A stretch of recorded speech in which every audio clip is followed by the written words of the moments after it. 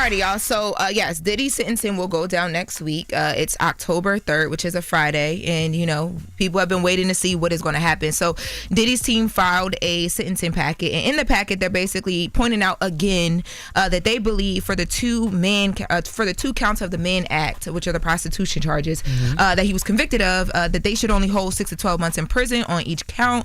They said this accurately reflects the seriousness of the offense laid out according to his federal conviction.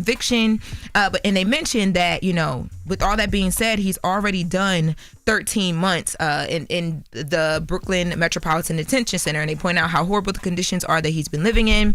They also mentioned that Diddy is now sober, and he's become sober, and this is the first time in 25 years that has happened, and that through the program that he's been, on to be sober, he's actually inspired other inmates.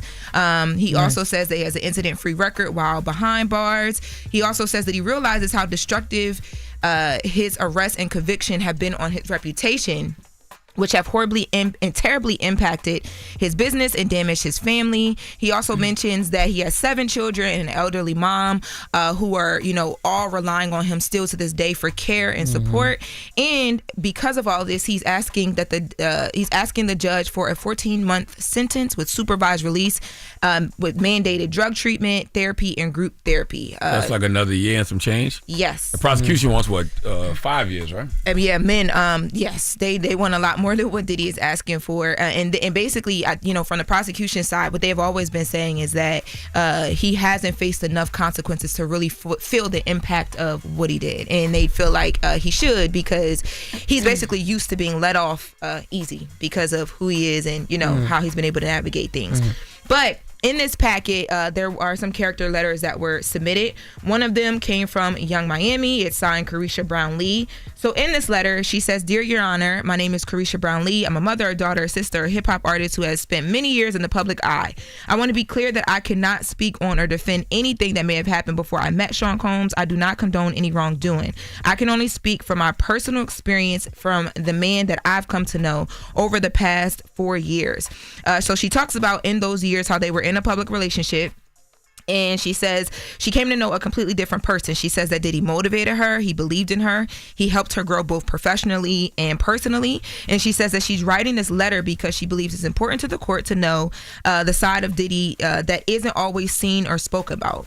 She says that he pours into others. He gave opportunities. He leads by example, and he is deeply loved. She also says that he helped shape her both professionally and personally. And not only did he motivate her, but he believed in her. He believed in her dreams. He was very present for her family because that's what he's known to do. He's a family man. No matter how busy he is, he never missed holidays or special moments with his family either. She says one of the most meaningful memories was when he took her to her first Met Gala. Y'all remember they were on the carpet and it was like such a big deal. Marnie, Beyonce's stylist, styled her. It was a big thing.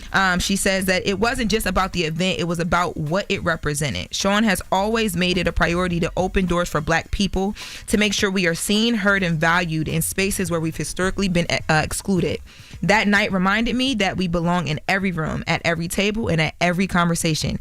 He's constantly encouraging me and so many others to dream bigger, walk in confidence, and never shrink who we are so that others are comfortable. How'd she sign it? She ain't signed in Young Miami, did she? No. It's Caresha Brown Lee. Okay. Yeah, she can't. That judge does not know all of those, those things. I respect the letter, though. Yeah, I was going to say, that's him from her perspective, what he has done for her and her family and everything like that. And so, yes. Yeah. And she talks about a lot of the inner work. She says that, he's done a lot of inner work. He made the choice to check himself into anger management, start therapy, and, continue physical healing through therapy. Well, that's going to be a continuous process. Yes, but to me, that was the mental and emotional aspect of it. Oh, 100%. And also, too, it's only been 13 months. You know what I mean? Like, that takes a long time. But I thought that this line was like, because people have been trying to figure out what their communication is, if anything, how much she's been keeping up or whatever. To me, this says that she's been very well aware of what's been happening with him, and I mean, whether she's talking to him or someone close to him, I'm sure the lawyers she's been keeping her up abreast of what's going on. Yeah, but I mean, people didn't even know that was happening. We had no idea about what their relationship was to this point behind closed doors, because we had all thought that she distanced herself a bit when everything was happening. Y'all was thinking about that? Well, she was supposed to. I really wasn't thinking about it. It's my job too. It's my job too. Yep. Yeah. Common sense would just be like, yeah, she has to because it would affect her business. You know, that was a pretty nasty trial. You know what I mean? Yes. She had to stay away for her business and what's best for her. So, yes. She got kids and stuff too. And the beauty of it is she didn't come up in none of the freak off videos or anything. You didn't hear nothing about, her having to collect semen to rub on his nipples. No, we didn't hear that. Yeah. So had to take us back to the nipples, huh? What you ain't learned nothing. That was the most graphic part of the trial for this man, and we didn't even get to see it. Nobody's gonna ever forget that ever. Yeah, I'm trying to wonder why people come back screaming. You will never make anybody forget. You won't let us forget. Yes, you're getting Coco Loso rubbed on your nipples. You won't think about that forever. Coco Loso, Ciroc boy in the building. I wonder if therapy will take away all of those fetishes too. I mean, I be thinking that. Wow. If you want your nipples with a little semen glaze, that's not a fetish. That's just a recipe. Wow. Have you tried it? No, I have not. I'm just recipe saying. for what? Disaster, obviously. Because what? Jeez. Oh my God. Roasted nipple with a semen glaze. That is not what I want. That is not appetizing to me. Hey y'all, what's up? It's Loren LoRosa letting you know that when it comes to accident or injury cases, Top Dog Law is a name that you should know. Whether it's a car wreck, slip and fall, construction site injury, don't play games with your future. Top Dog Law doesn't settle for those lowball answers. They get you top dollar, period. The call is completely free and you don't pay unless you win. So call Top Dog Law today or hit them up on Instagram at Top Dog Law or visit topdoglaw.com.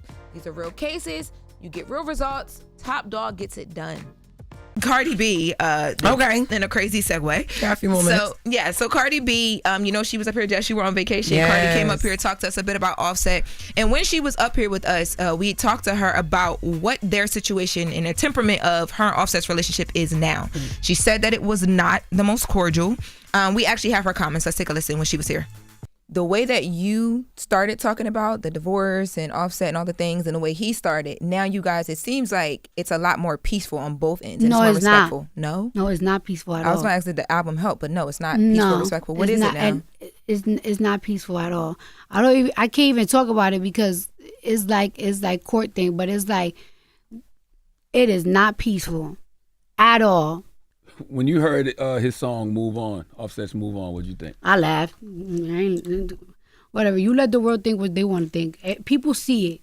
People see what's up. I don't bother nobody. They can't prove that I bother them. Did it hurt your feelings when he said you couldn't cook? No, because you know that. Now you got all these bitches that cook for you. Why you still bothering me? After everything, do you think love and marriage is still worth it? I think it's worth it. Well, you get married again? Mm-hmm. Really? Mm-hmm. Mm-hmm. I will get married again. But not as quick as I got married the last time. Mm-hmm. But it's a lot. It's really a lot. It's actually disgusting. Well, baby, listen. Cardi B got on Twitter Spaces last night and she gave more detail about what it was she couldn't talk about and what is so unpeaceful with her and Offset. Let's take a listen.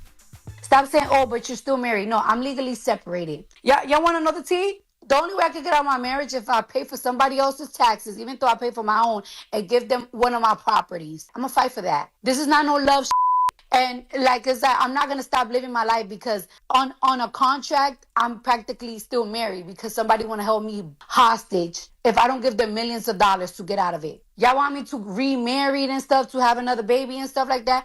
I don't like broken homes. But guess what? Like my kids, they don't give a f***. You want to know why my kids don't give a f***?